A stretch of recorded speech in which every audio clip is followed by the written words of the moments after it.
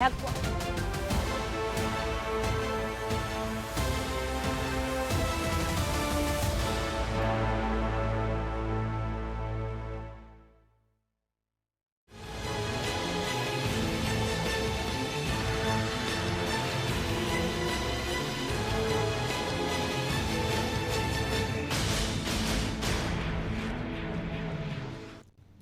Attention में आपका स्वागत है और मैं हूं मनोज वर्मा।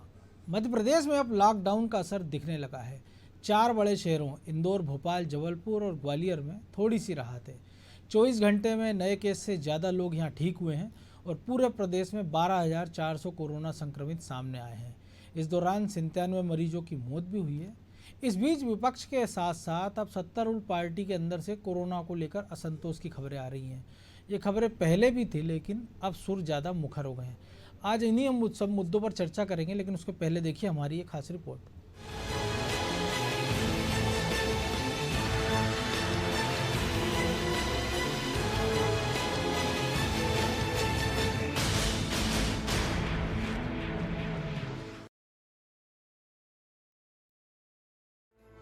मध्य प्रदेश में कोरोना की दूसरी लहर का कोहराम बरकरार है। कोरोना की चेन को तोड़ने के लिए शासन प्रशासन जुटा हुआ है, लेकिन इस बीच थोड़ी अच्छी खबर ये है कि प्रदेश के 4 बड़े शहरों इंदौर, भोपाल, जबलपुर और ग्वालियर को राहत जरूर मिली है। यहाँ बीते 24 घंटे में 5,302 नए संक्रमित मिले हैं, तो 5,952 ठीक भी हुए हैं, जबकि 26 लोगों ने कोरोना के चलते दम तोड़ दिया है। वहीं इंदौर में रेमडेसिविर इंजेक्शन की कालाबाजारी रुक नहीं रही है। ऐसे ही एक मामले में 4 मेल नर्सेस को गिरफ्तार किया गया है, जो होम आइसोलेट मरीजों का इलाज करते थे। ये मरीज के परिजन से रेमडेसिविर इंजेक्शन मंगवाते थे, इसे चुराकर 25 से 40 हजार रुपए में बेच दिया करते थे। वहीं कोरोना के मनोवैज्ञानिक प्रभाव सब पर पड़ रहे हैं। प्रदेश सरकार में ताकतवर मंत्रियों में से एक गोपाल भार्गव कोरोना से उपजे निराशय, दुख, छटपटाहट और लाचारगी को अपने फेसबुक पेज के माध्यम से व्यक्त किया है। वो लिखते हैं कि मैंने ऐसी महामारी की विभीषिका अपने जीवन काल में नहीं देखी। ये वायरस निष्प्रह है और निष्पक्ष भी है। ये न राजा को छोड़ रहा है, न रंग को, न नेता मंत्री को छोड़ रहा है और न ही किसी पार्टी को, न अफसर को छोड़ रहा है, न नौकर को। उन्होंने कोरोना से निपटने के प्रयासों की भी चर्चा की, पर इस बात पर जोर दिया कि इससे निपटने की बजाय बचा जाना ज्यादा समझदारी वाला कदम है। उधर मेहर से विधायक नारायण त्रिपाठी ने भी कोरोना को लेकर सरकार पर निशाना साधा है। उन्होंने सीएम से मांग की है कि वर्चुअल मीटिंग के तमाशे से कुछ नहीं होने वाला, जमीनी हकीकत का सामना करना होगा। केंद्रीय मंत्री प्रहलाद पटेल के भतीजे और विधायक जालम सिंह के भतीजे भी सिस्टम पर सवाल खड़े कर चुके हैं। देखिए, मध्य प्रदेश के लिए सुखद खबर यह है कि जो हम 6ठे और 7वें स्थान पर थे, अब खिसक हम 14वें स्थान पर आ गए हैं। माननीय मुख्यमंत्री श्री शिवराज सिंह चौहान जी के अथक प्रयास हैं। हर चीज़ के लिए जो वो मध्य प्रदेश की 8 करोड़ जनता के लिए चिंतित हैं, फिर चाहे रेमडेसिविर इंजेक्शन की बात हो, ऑक्सीजन सप्लाई की बात हो, बेड्स की बात हो, सबके लिए माननीय मुख्यमंत्री जी कार्य कर रहे हैं। मैं आपके चैनल के माध्यम से उनको साधुवाद देना चाहता हूँ कि 22 घंटे वो काम कर रहे हैं। उनकी जिस जनता को वो भगवान मानते हैं, मध्य प्रदेश की जनता को, उसके लिए वो कार्य कर रहे हैं। मैं अनादि चैनल को धन्यवाद देना चाहता हूँ, साधुवाद देना चाहता हूँ, जो एक अभियान मास्क के लिए वो हमेशा से लगे हुए हैं, बहुत समय से। मास्क अवश्य पहने। आपके चैनल के माध्यम से मैं आपके दर्शकों से भी निवेदन करना चाहता हूँ, मास्क अवश्य पहने।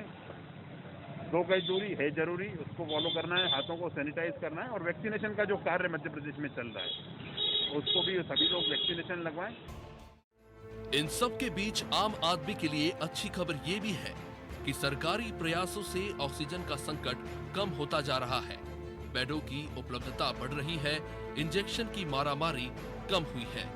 अगर हर आदमी अपनी जिम्मेदारी समझे और सरकार का सहयोग करे, तो हम ये जंग जीत जाएंगे। ब्यूरो रिपोर्ट, अनादि टीवी।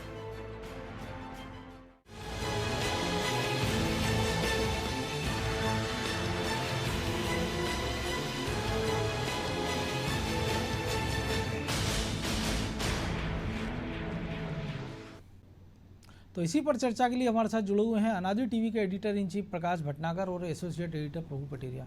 प्रकाश जी, सबसे पहले आपके पास की एक खुशखबरी है कि 4 बड़े शहरों जहाँ पे जो औसत मरीज निकल रहे थे 40% बड़े शहरों से निकल रहे थे, इंदौर, भोपाल, जबलपुर, ग्वालियर। अच्छी खबर ये है कि जहाँ जो मरीज निकल रहे हैं संख्या लगभग उतनी है, लेकिन जो ठीक होने वाले लोग हैं उसकी संख्या जो बीमार हो रहे हैं रोज़ के उनसे ज़्यादा है। एक अच्छी खबर ये, लेकिन चिंता की बात यह है कि इन चारों बड़े शहरों में जो मरीजों का आंकड़ा है उसमें कोई बहुत ज़्यादा अंतर पड़ा नहीं है। 10-20 कभी कम ज़्यादा हो रहे हैं, कभी ऊपर हो रहे हैं, कभी नीचे हो रहे हैं। तो इस चेन को कैसे तोड़ा जाए? क्या नहीं लगता कि सरकार थोड़ी कहीं ना कहीं प्रशासन ने विलंब कर रहा है? क्योंकि अगर इंदौर की बात करें तो इंदौर में प्रशासन ने अब ये व्यवस्था की, आज से 10 तारीख तक लॉकडाउन बढ़ा है और जो बाज़ार और सब्जी मंडियाँ खुल रही थी उनको बंद कर दिया और जो होम डिलीवरी थी वो व्यवस्था बंद करा दी है। प्रदेश सरकार ने निर्णय लिया कि जो उत्तर प्रदेश से आने वाली बसें उसका परिवहन पर रोक लगा दी है। महाराष्ट्र में पहले भी लगाई थी, इस रोक को फिर से बढ़ा दिया है। लेकिन राजस्थान में भी मरीज़ ज़्यादा हैं, वहाँ का परिवहन अभी चालू है। उत्तर प्रदेश में अभी परिवहन मध्य प्रदेश के बीच में चल रहा था, उसको रोक दिया। तो ये आपको नहीं लग रहा ये जो उपाय हैं छोटे छोटे, अगर पहले कर दिए होते तो शायद और बेहतर स्थिति में मध्य प्रदेश होता? देखिए, पहले क्या कर दिया होता मनोज, और पहले क्या नहीं किया, अब तो जो हो चुका है वो सामने है। बिल्कुल। मुझे लगता है कि जो आंकड़े कम ज्यादा हो रहे हैं तो इसे हम बहुत कोई अच्छी खबर नहीं मान सकते। लोग जल्दी ठीक हो, ज्यादा संख्या में ठीक हो, ये एक अच्छी बात है, लेकिन बीमारों की तादाद में कोई कमी नहीं आ रही है। रोजाना जो संक्रमित लोगों की संख्या आ रही है वो कोई बहुत ज्यादा कम ज्यादा नहीं है। बिल्कुल। तो मुझे लगता है सरकार जो प्रयास कर रही है, ये जो कोरोना कर्फ्यू जो लगा हुआ है, इसमें जितनी सख्ती की जाएगी, जितना कम से कम लोग निकलेंगे, तो मुझे लगता है कि लोग खुद भी सुरक्षित रहेंगे और इस संख्या को भी कम करेंगे। तो एकमात्र उपाय जो है वो लोगों के लिए यही है कि वो जो गोपाल भार्गव कह रहे थे अपनी रिपोर्ट में कि सबसे बेहतर उपाय ये है कि लोग स्वस्थ रहे, घर में रहे, सतर्क रहे और पूरी सावधानी और नियमों का पालन करें। तो मुझे लगता है कि एकमात्र रास्ता जो है इस समय वो यही है। सरकारी व्यवस्थाएं अपने तरीके से हो रही हैं, ऑक्सीजन की कमी कम ज्यादा सरकार पूरे प्रयास कर रही है, कई जगह से ऑक्सीजन का वो भी हुआ है। लेकिन जब तक मरीज कम नहीं होंगे जी, तब तक, अगर जब मरीज कम होने लगेंगे तो उसकी ऑक्सीजन की मांग भी निश्चित तौर पे कम हो जाएगी और चीजें नियंत्रण में आएगी। लेकिन इस समय चीजों का नियंत्रण में आना मुझे लग रहा है काफी मुश्किल सा है। लगातार एक स्थिर से आंकड़े आ रहे हैं। 2-4 दिन तक हम देख रहे थे कि भोपाल में 1850 से ऊपर केसेस आ रहे थे। बिल्कुल। और आज 1711 के लगभग करीब केसेस आए हैं। काफी अंतर है। हो सकता है कि ये जांच में कमी हुई हो, निश्चित तौर पर जांचें कम हुई है अभी लगभग। अगर उतने ही रेशो के अंदर जांच हुई होती जी, तो फिर वो आंकड़ा यदि कम आए तो हम राहत की सांस ले सकते हैं। बाकी फिलहाल मुझे लगता है राहत की सांस लेने की कोई बात नहीं है। सरकार को पूरी मुस्तैदी के साथ जितना संभव है लोगों को राहत पहुंचाने के प्रयास है वो लगातार करते रहना पड़ेंगे। वैक्सीनेशन भी कल से चालू होना था, वो भी अभी मुझे लगता है कि कल से चालू नहीं हो पा रहा है। कई सारे लोगों को दूसरा डोज लगना है, उसकी भी स्थिति अभी हाल बहुत निश्चित नहीं है जी। तो कई सारी चिंता और फिक्र अभी हमारे सामने मौजूद है मनोज। प्रभु जी, चिंता फिक्र है और एक बड़ी चिंता ये भी है कि सरकारी स्तर पर तो प्रयास हो रहे हैं, लेकिन जो ब्यूरोक्रेसी जिसकी हम लगातार बात करते रहते हैं और आप भी लगातार उस पर अपना बुक करते रहते हैं, अभी भी हम देखते हैं कि एक तरफ ऑक्सीजन का संकट दूर हो रहा है, बेड की व्यवस्था होती जा रही। भोपाल की अगर बात करें तो कुछ देर पहले भी हमने देखा कि एक नए जो बीमा हॉस्पिटल था वहाँ पर बेड का इंतजाम किया गया और अभी 30 बेड है, उसको बढ़ा रहे हैं। और भी तमाम जगह सरकार प्रयास कर रही है। लेकिन इसी बीच खबर आती है कि शिवपुरी में एक महिला अस्पताल के बाहर दम तोड़ देती है कि बेड नहीं है, ऑक्सीजन नहीं है। इस प्रकार की खबरें आती है। टीकमगढ़ में हम देखते हैं कि कलेक्टर साहब चलते हैं तो पॉजिटिव मरीजों को कमरे बंद करके बाहर से ताला लगा देते हैं कि कल को अगर कोई अनहोनी हो जाए तो इसकी जिम्मेदारी कौन लेगा। तो सरकारी प्रयासों को ये जो अफसर पलीता लगा रहे हैं। हमीदिया से खबर आती है, वो ये कहते हैं, अधिकारी चिट्ठी जाती है कि 2 दिन अभी मरीजों को रखिए, हम रविवार को छोड़ेंगे उत्सव के साथ। उत्सव की बात है, अच्छी बात है, मरीज ठीक हो रहे हैं, लेकिन अगर 2 दिन पहले अगर आप 100-50-20 मरीज भी रिलीज करते हैं तो वो 20 लोग जो बाहर अस्पतालों के बाहर दर ठोकरे खा रहे हैं उनको शायद पहले इंतजाम मिल जाए, बेड मिल जाए, ऑक्सीजन मिल जाता, अच्छा इंतजाम मिल जाता, अच्छा इलाज मिल जाता, उसमें कुछ की जान भी बच सकती थी। तो ये जो सिस्टम है इसको कैसे सुधारा जाए, क्योंकि लगातार हम इस पर कई बार आप भी बात कर चुके हैं, हम भी। देखिए मनोज जी, ये जो अस्पताल से जो आप कह रहे हैं कि छोड़ने से मना किया गया है, तो अस्पतालों की जो है 3 टियर व्यवस्था है। जी। अस्पताल में जब मरीज भर्ती होता है, यदि उसको बहुत ज़्यादा गंभीर उसकी स्थिति नहीं है तो उसको सामान्य बिस्तर पर रखा जाता है, और आप वैसे लोगों को तो कह रहे हैं कि आप होम आइसोलेशन में रहिए। बिल्कुल। यदि लगता है कि ज़्यादा है तो उसको वहाँ बिस्तर दिया जाता है। थोड़ी गंभीर स्थिति वालों को ऑक्सीजन बेड पर रखा जाता है, और ज़्यादा गंभीर स्थिति तो वेंटिलेटर, सीसीयू, आईसीयू वाली जगह पर वो जाता है। बिल्कुल इसका उल्टा चक्र भी चलता है, जैसे जैसे मरीज ठीक होता जाता है वैसे वैसे वो पीछे नीचे आता जाता है क्रम उसका। मैं अपने अनुभव से बताता हूँ, कल ही की घटना है। कल ही एक हमारे साथी के कोई रिलेटिव थे, उनको भर्ती कराना था अस्पताल में, बाहर से आ रहे थे जी बिल्कुल। मैंने रैंडम 2 अस्पताल में बात की और दोनों जगह बिस्तर उपलब्ध थे। ये बगैर किसी अप्रोच के बिस्तर उपलब्ध थे, केवल फ़ोन लगाने पे वो कह रहे थे कि मरीज को ले आइए, बिस्तर उपलब्ध है। तो ये स्थिति दर्शा रही है कि मध्य प्रदेश पहले से या भोपाल पहले से बहुत बेहतर स्थिति में है। बिल्कुल। आंकड़ों की बात करते हैं हम, तो आंकड़ों में जहां हम 7वें नंबर पे थे देश में, अब 14वें पायदान पे आ गए हैं। बिल्कुल सुधार हुआ है। मध्य प्रदेश में जो रिकवरी जो रेट है वो घट गया है। बिल्कुल 80 तक आ गए थे हम, बढ़कर और 80-85 के आसपास लगभग पहुंच गए। तो जो है वो 24% से गिर के जो है 21% आ गया कोरोना संक्रमण की दर। बिल्कुल।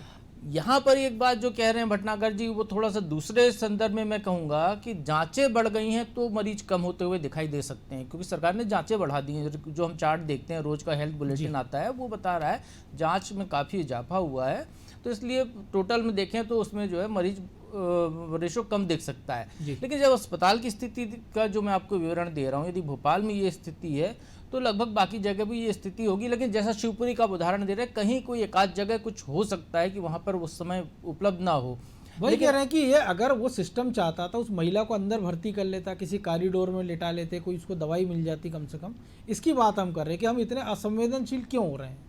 देखिए मनोज जी, क्या होता है कि कई बार जो चीज़ें हमारे पास आती हैं वो पूरी तरह सही नहीं आती। बिल्कुल एक पहलू आता है, एक पक्ष हमारे पास आता है, हम एक पक्ष को दिखाते हैं और जनता उससे अपनी राय बनाती है। बिल्कुल। कई बार वो चीज़ें उसके उलट भी होती हैं, उसके आगे भी होती हैं, पीछे भी होती हैं। तो पूरी चीज़ यदि समग्र रूप से देखें तो शायद उसका समझ में आएगा कि वास्तविक स्थिति क्या थी वहाँ पर। बिल्कुल। क्योंकि बहुत सारी चीज़ों को हम ऐसे ही विश्लेषण कर लेते हैं, क्योंकि जो वीडियो वायरल होते हैं वो कट कर होते हैं, वायरल एडिटेड वीडियो होते हैं, कि उसमें जो पहले जो जिसने कहा वो हटा दिया और बाद में जो कहा वो लगा दिया। इस टाइप की भी स्थिति एक उदाहरण आज ही का है कि मरीज की घर में मौत हो जाती, 2 दिन से लाश घर में रखी, लेकिन दोनों बेटे इनकार कर देते हैं हाथ लगाने से।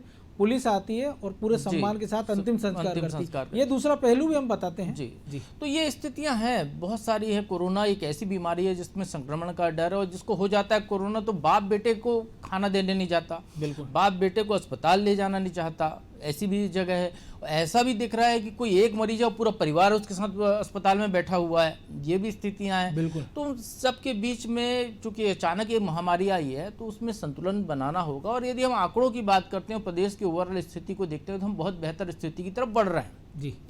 पहले की तुलना में अब हमको सुधार होता हुआ दिखाई दे रहा है। यदि एक बिस्तर भी यदि कहीं पर मिल रहा है, जब मिल नहीं रहा था, जब मंत्री की अप्रोच से बिस्तर नहीं मिल रहा था जहां पर, वहां पर यदि अस्पताल कह रहे हैं कि आप आ जाइए मरीज को लेकर, तो मतलब स्थिति में सुधार हो रहा है निश्चित तौर ये पर। बिल्कुल एक ऑक्सीजन की स्थिति को बहुत अच्छी तरीके से कंट्रोल करने की कोशिश की जा रही है, लगातार प्रयास किए जा रहे हैं। और सरकार ने एक आदेश भी जारी कर दिया है कि सभी अस्पताल अपना ऑक्सीजन संयंत्र लगाएं, उसके लिए सरकार सब्सिडी भी देने जा रही है उनको। केंद्र सरकार भी उसकी मदद, ऑक्सीजन कंसंट्रेटर मंगाए जा रहे हैं, बाहर से ऑक्सीजन मंगाई जा रही है, वायुसेना की मदद ली जा रही है, ऑक्सीजन ट्रेन चल रही है, दवाइयों के लिए हवाई जहाज दौड़ रहे हैं, हेलीकॉप्टर उड़ रहे हैं। तो ये सारी चीज़ें हो रही हैं लोगों को बचाने के लिए। और जो गोपाल भार्गव ने जो कहा था उसमें एक बड़ी बात इसमें बिल्कुल सही है, जो भटनागर जी ने भी पॉइंट आउट किया कि लोगों को अपनी सुरक्षा पहले खुद करनी होगी। वो घर में रहें, अनावश्यक बाहर ना निकलें। बिल्कुल। बाहर निकलते हैं तो मास्क लगा कर निकले। यदि आप ये 3 जो कोरोना के सुरक्षा के उपाय है इसका पालन करेंगे तो संक्रमण होगा नहीं, और होगा तो बहुत हद तक आप जी गंभीर स्थिति में नहीं जाएंगे। तो ये बहुत जरूरी है कि हम पहले अपना नागरिक होने का दायित्व, अपने परिवार के प्रति अपना दायित्व, अपने खुद के शरीर के प्रति अपना दायित्व को निभाएं, अपने आप की सुरक्षित रखें। धोखे धड़ाके इसके बाद हो जाता है तो अस्पताल हैं, व्यवस्थाएं हो रही हैं। जो अचानक ही महामारी का ऐसा विस्फोट हुआ था, तो जब भी जैसे ज्वालामुखी विस्फोट जैसा ही विस्फोट था तो तुरंत कंट्रोल करना बड़ा मुश्किल होता है। गोपाल भार्गव ने एक अच्छी चीज और कही थी कि ये निष्पक्ष और निष्प्रह है ये कोरोना। तो ये इतनी सी चीज नारायण त्रिपाठी या जालम सिंह पटेल के बेटे को समझ में नहीं आती, क्योंकि जो वो लिख रहे हैं, क्योंकि नारायण सिंह त्रिपाठी का इसलिए मैं जिक्र कर रहा हूँ, इसी कोरोना काल में वो पृथक बिंदी के लिए आंदोलन की शुरुआत कर देते हैं, वो रैली निकालते हैं, मजमा जुटाते हैं, भीड़ लगाते हैं। देखिए मनोज जी, ये राजनेता है, इनको सिर्फ राजनीति करनी है। ये मतलब शमशान घाट में भी खड़े होंगे तो राजनीति ही करेंगे, ये मंदिर में खड़े होंगे तो भी राजनीति करेंगे। इनका चरित्र ही वही है, कर्म ही वही है, 24 घंटे वो राजनीति करते हैं जी।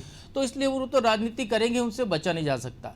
जो जालम सिंह के बेटे ने, मोनू पटेल ने जो कहा है, वो उसकी एक अपनी व्यथा हो सकती है, कोई एक कारण हो सकता है उसको लेकर कहने का, एक बात है। लेकिन जो गोपाल भार्गव जो कह रहे हैं कि कोरोना निष्पक्ष है, तो कोरोना निष्पक्ष कतई नहीं है। कोरोना लापरवाहों पर ही हमला करता है और सबसे ज़्यादा लापरवाही नेता ही बरतते रहते हैं। गोपाल भार्गव भी कोरोना पॉजिटिव होकर ठीक हो चुके हैं। बिल्कुल। जितने नेता वो कोरोना के शिकार हो रहे हैं तो केवल अपनी गलतियों से हो रहे हैं। और नेताओं को देखकर, चूंकि हमारे लीडर हैं, जनता इनको देखती कि जब ये स्वस्थ है, इसको कुछ नहीं हो रहा है, तो हमको भी नहीं हो सकता। लेकिन जनता ये भूल जाती है कि वो जो नेता बगैर मास्क के मंच पर खड़ा भाषण दे रहा है, बिल्कुल, उसके मंच पर जो बाकी लोग हैं उनकी पहले वहाँ पर जाँच की गई है, एंटीजन जांच की गई होगी, या उनका टेम्परेचर देखा गया होगा, या सैनिटाइजर का प्रयोग किया होगा, पूरे मंच को सैनिटाइजेशन किया गया होगा। वहाँ से उतरने के बाद वो आदमी सैनिटाइज हो रहा है, वो इतनी सुरक्षा बरत के वो बगैर मास्क की जनता के बीच में आ रहा है। लेकिन हम उसको आइकॉन मान लेते हैं वगैरह, उसको कुछ नहीं हो रहा है तो हम भी वैसे ही घूमेंगे। तो ये यहाँ पर जनता को दिक्कत है कि जनता को वास्तविकता समझनी होगी कि उसका और नेता के बीच में क्या फर्क है। वो यदि वो फर्क समझ लेगा तो उसको नहीं होगा। नारायण त्रिपाठी सिवा राजनीति के कोई काम नहीं कर रहे हैं, जैसा आप ही बता रहे हैं। बिल्कुल, हमने भी देखा है कि वो विंध्य का आंदोलन कर रहे हैं, भीड़ जुटा रहे हैं एक तरफ, और दूसरी तरफ कह रहे हैं कि सरकार जमीन पर उतरे। मुख्यमंत्री बहुत अच्छा काम कर रहे हैं। मुख्यमंत्री शिवराज सिंह चौहान को बिल्कुल वर्चुअली बात करना चाहिए। मुख्यमंत्री यदि जनता के बीच में जाता है, यदि एक विधायक जनता के बीच में जाता है, हम फुटेज दिखा रहे हैं गोपाल भार्गव के, कोविड अस्पताल का निरीक्षण कर रहे थे, साथ में 4 लोग घूम रहे हैं बिना मास्क के। जी। यदि मुख्यमंत्री जनता के बीच में जाता है तो वहाँ का अमला लगेगा, साथ में कलेक्टर रहेगा, एसपी रहेगा, तमाम तरह के अधिकारी रहेंगे, साथ में नेता जुड़ेंगे वहाँ पर, उनको देखने के लिए जनता जुड़ेगी, तो बगैर चाहते हुए भी भीड़ वहाँ पर इकट्ठा होगी। और इससे एक तो ये होगा कि प्रशासन का काम प्रभावित होगा, जो पुलिस का काम है वो प्रभावित होगा, कलेक्टर जो व्यवस्थाएं देख रहे हैं वो प्रभावित होंगी, और दूसरा जो भीड़ से कोरोना का खतरा बढ़ेगा जी। तो उससे बचने के लिए वर्चुअल आज संसाधन है हमारे पास, इसलिए वर्चुअल मीटिंग कर रहे हैं। जब मोबाइल फोन नहीं था, लोग लैंडलाइन से बात करते थे। जब लैंडलाइन फोन नहीं था, लोग चिट्ठी पत्री से बात करते थे, या फिर टेलीग्राम भेजते थे, या पोस्ट ऑफिस जाके ट्रंक कॉल करते थे। जो सुविधा है, ये सुविधा हमारे लिए है, इसको सुविधा की तरह इस्तेमाल करें, इसका दुरुपयोग ना करें। जनता के बीच में जाने की भी कोई जरूरत नहीं है नेताओं को। वो घर बैठे हैं, यदि जाना है तो वो डिस्टेंस मेंटेन करें, बहुत जरूरी है। तो क्या जरूरत है जनता के बीच में जाने, जब बैठे बैठे काम हो रहा है। तो मुख्यमंत्री बिल्कुल वर्चुअली मीटिंग करें और आने वाले समय इसको प्रैक्टिस में ले आए। भटनागर जी, जो प्रभु जी ने कहा प्रैक्टिस में ले आए नेताओं, लेकिन जो नारायण त्रिपाठी जो कह रहे हैं जी, तो मुझे नहीं लगता कि ऐसा कोई मुख्यमंत्री रहा होगा जो इतना जनता के बीच गया होगा। तो जो जितना जनता के लिए आज भी दिन रात लगा हुआ है, भले आज वो वर्चुअल तरीके से लगे हुए हैं, लेकिन लगातार और निश्चित तौर पे दिन रात काम करने वाले शख्स के तौर पे शिवराज सिंह चौहान की पहचान है, जो बहुत कम राजनेताओं में देखने को मिलती है। इसी एक और चीज है भटनागर जी, कल बिल्कुल जो लेकिन प्रभु जी ने जो कहा कि नेताओं को जितना डिस्टेंस मेंटेन करे आज की तारीख में जरूरी है। हमने कल कमलनाथ की भी एक प्रेस कॉन्फ्रेंस सुनी है, जो उन्होंने अपने नेताओं से बात की और एक बड़ी अच्छी बताया। तो उन्होंने बताई कि मध्य प्रदेश को उनका योगदान ये था कि एक अधिकारी ने उनको फोन किया और उन्होंने 4 टैंकर ऑक्सीजन दिलवाई है। तो एक ऐसा नेता, उनके नंबर भी जारी कर दें मेरे ख्याल से। और एक ऐसे नेता जिनके बारे में कहा जाता है कि उनके ग्लोबल, पूरे इंटरनेशनल, पूरे दुनिया में उनके रिश्ते हैं, इतने बड़े पदों पर वो रहे, 4 दशक का उनकी यात्रा है या राजनीति की, और वो 4 टैंकर ऑक्सीजन दिला रहे हैं। और वो ये भी कह रहे हैं कि मैंने इंजेक्शन के लिए बात की थी तो मुझे कंपनियों ने ये बताया है कि मध्य प्रदेश सरकार बुकिंग कर चुकी है, और उसी में वो ये कहते हैं कि सरकार कुछ नहीं कर रही है। तो ऐसे नेता, इस पर भी मैं चाहूंगा कि मनोज जी, मैं एक छोटी सी बात कहता हूँ। कमलनाथ जी जो बातों को कह रहे हैं, कमलनाथ जी हर मामले को ट्वीट करते हैं। तो जब उन्हें टैंकर बुक किया था तो ट्वीट करके जानकारी क्यों नहीं दी? वो वर्चुअली जब जुड़े तब क्यों बोले? इसके पहले जब कांग्रेस के नेताओं से बात कर रहे थे तब क्यों ये बात उन्होंने नहीं की? टैंकर के नंबर के साथ यदि वो जारी करें कि ये टैंकर मैंने बुलाया है, इसका इतना इतना बिल हुआ है, ये बिल हमारी तरफ से पेड किया गया है या इसको हायर किया गया है, तो वो चीजें पहले उजागर कर देनी चाहिए। ये मैं कह रहा हूँ ना, राजनीति के सिवा कुछ नहीं हो रहा है। तो एक कारण ये भी हो सकता है वो 4 टैंकर हो सकता है छिंदवाड़ा गए हों जी। नकुलनाथ ने कहा कि छिंदवाड़ा में इतनी ऑक्सीजन उपलब्ध करा दी, तो वो जो 4 टैंकर है वो भी छिंदवाड़ा, यानी कमलनाथ छिंदवाड़ा से बाहर नहीं निकल पा रहे। उनकी पहले भी समस्या छिंदवाड़ा थी, अभी भी समस्या उनकी छिंदवाड़ा बनी हुई है, तो मुझे लगता है वो मध्य प्रदेश के नेता कभी बन नहीं पाएंगे। जी प्रभु जी क्या कहेंगे, मध्य प्रदेश के नेता नहीं बन पाएंगे, लेकिन आप जो कह रहे थे अभी जो कि और बाकी जो तमाम सारे नेता हैं वो भी ट्वीट पे सक्रिय हैं, कई सारों के ऐसे संपर्क हैं, तो क्या जो उनके जो बड़े लीडर हैं जो उद्योगपतियों को कोसते हैं उस डर के कारण वो सामने नहीं आ पा रहे, उन उद्योगपति मित्रों से सहायता नहीं दिलवा पा रहे हैं? देखिए मनोज जी, एक रिकॉर्ड पे है ये चीज़ कि नवीन जिंदल जो कांग्रेस के सांसद हैं, बिल्कुल नवीन जिंदल को शिवराज सिंह चौहान ने फ़ोन किया। नवीन जिंदल ने खुद ट्वीट करके इस बात को बताया कि शिवराज सिंह चौहान का फ़ोन आया था तो मैंने मध्य प्रदेश को ऑक्सीजन देना शुरू कर दिया जिंदल के प्लांट से। बिल्कुल ये पहल कमलनाथ ने क्यों नहीं की? ये इसीलिए मैं आपको जब क्योंकि हम चाह रहे हैं कि दर्शकों को विवेक पता तनखा लगे। छत्तीसगढ़ से, विवेक तनखा जिंदल से ऑक्सीजन मांग सकते हैं तो कमलनाथ जी क्यों नहीं मांग सकते? और सबसे बुरी स्थिति तो सबसे पहले जो खराब स्थिति यदि मध्य प्रदेश में कहीं हुई है तो छिंदवाड़ा की हुई है, महाराष्ट्र से लगा हुआ जिला। बिल्कुल सबसे ज़्यादा खराब स्थिति वहाँ की थी। कमलनाथ जी से जब जो रिकॉर्ड पे जो बातें हैं कि शिवराज सिंह ने जब कोरोना को लेकर पहले दौर की बात की तो कमलनाथ ने छिंदवाड़ा की बात की थी उनने, तब तो उनने ये नहीं कहा कि मैं ये मदद करा सकता हूँ। कमलनाथ जी सक्षम है, बहुत सक्षम नेता हैं, उनके देश दुनिया में बहुत अच्छे संबंध हैं, वो उन संबंधों का लाभ उठाकर प्रदेश का कुछ भला करना चाहती है। यदि वो चाहते हैं कि कांग्रेस अगले चुनाव में सरकार बनाने की स्थिति में आए तो वो अभी भी वो पहल कर सकते हैं कि विदेशों से जो क्रायोजेनिक टैंकर मंगाए जा रहे हैं वो मंगा दें, विदेशों से इतने रेमडेसिविर इंजेक्शन मंगा दें और प्रदेश में मुफ्त बंटवा दें, जो ये जो कालाबाजारी हो रही है ये रुक सकती है। वो जो टोजी एक इंजेक्शन आता है जो बहुत जरूरी है, 35,000 का एक पड़ता है, जो कि 1.5-2 लाख में ब्लैक में हो रहा है सुनते हैं, और अभी तो वो भी नहीं मिल पा रहा कई तो लोगों वो भी मंगवा के वो बंटवा सकते हैं। वो चाहते तो जो अस्पताल बन रहे हैं, अस्थायी अस्पताल बन रहे हैं, उनके जो उद्योगपति मित्र हैं जिनने छिंदवाड़ा में इतने सारे, उनके कमलनाथ जी के एक कहने पर इतने सारे संयंत्र खोल दिए, संस्थान लगा दिए, वो पूरे प्रदेश के अस्पतालों को अचानक अपग्रेड कर सकते थे, नए अस्पताल बना सकते हैं। बिल्कुल चीन ने बनाया ना जो 48 घंटे में अस्पताल, अमेरिका ने बनाया, भारत में भी कई जगह ऐसा प्रयोग हुआ है, तो यहाँ वो प्रयोग क्यों नहीं कर सकते और थे? जल्दी राहत भी दे सकते हैं वो कि पीसीसी को कोरोना मरीजों के लिए केयर सेंटर के लिए बदलवा दे वो। जी जी भटनागर जी, लेकिन एक बात याद रखें आप कि जब मध्य प्रदेश में मेडिकल कॉलेजों के लिए बजट का आवंटन होता है मुख्यमंत्री रहते हुए कमलनाथ के, तो इतना बजट केवल छिंदवाड़ा को जाता है जिसमें 6 नए मेडिकल कॉलेज मध्य प्रदेश में बन जाते। 5,000 करोड़ से ज्यादा का बजट था। हाँ, तो कमलनाथ की मानसिकता समझने वाली बात है। कमलनाथ कर सब सकते हैं लेकिन करना कुछ नहीं चाहते। जब मुख्यमंत्री रहते हुए मुझे लगता है कि वो कुछ नहीं कर पाए, तो फिर अब तो वो बस सिर्फ बोल सकते हैं और वो हम सुन सकते हैं। तो एक उपाय ये कर दिया जाए कि मध्य प्रदेश का नाम जब तक कोरोना खत्म ना हो या कंट्रोल में ना आए तो छिंदवाड़ा रख दिया जाए, तब शायद कमलनाथ पूरे मध्य प्रदेश की सहायता करें। अब तो छिंदवाड़ा भी उनका नहीं बचा है। चलिए अब समय और इजाजत नहीं दे रहा है तो इसलिए इस चर्चा को यहीं विराम देना होगा। इस पर लगातार और हमारी नज़र रहेगी, अपडेट हम दर्शकों को देते रहेंगे। बहरहाल जो स्थितियां मध्य प्रदेश की बन रही है, राहत की बात भी है, लेकिन जो असंतोष के सुर उठ रहे हैं उन नेताओं को भी सोचना चाहिए कि राजनीति के लिए पूरी उम्र पड़ी है, अभी लंबा उनका राजनीतिक कैरियर, अगर बात करें नारायण त्रिपाठी या तमाम सारे नेताओं की जो उठा रहे हैं, और सकारात्मक आलोचना अगर हो तो उसमें कोई बुराई नहीं है, लोगों की भलाई के लिए होती है। लेकिन अगर आप केवल आलोचना के लिए आलोचना करेंगे तो ना प्रदेश के हित में है ना आपके हित में, क्योंकि मध्य प्रदेश नहीं पूरा देश एक ऐसी लड़ाई से लड़ रहा है, एक ऐसे दुश्मन से लड़ रहा है जो दिखाई नहीं देता है लेकिन इतना गंभीर वार करता है कि परिवार के परिवार नष्ट हो रहे हैं, पूरे समाज को इसका खामियाजा भुगतना पड़ रहा है, देशों को, पूरी दुनिया ने इसका आतंक देखा है और आधे से ज़्यादा दुनिया के देश अब भी इस आतंक से जूझ रहे हैं। तो हमारी फिर यही विनती है कि राजनीति को परे हटकर लोगों की भलाई के बारे में सोचिए, और आम जनता से फिर यही हमारा संदेश है, यही अनुरोध है, आग्रह हाथ जोड़कर कि मास्क पहनिए, सोशल डिस्टेंसिंग का पालन करिए, हाथ धोते रहिए। अटेंशन में आज इतना ही, मुझे दीजिए इजाज़त और आप देखते रहिए अनादि टीवी। नमस्कार।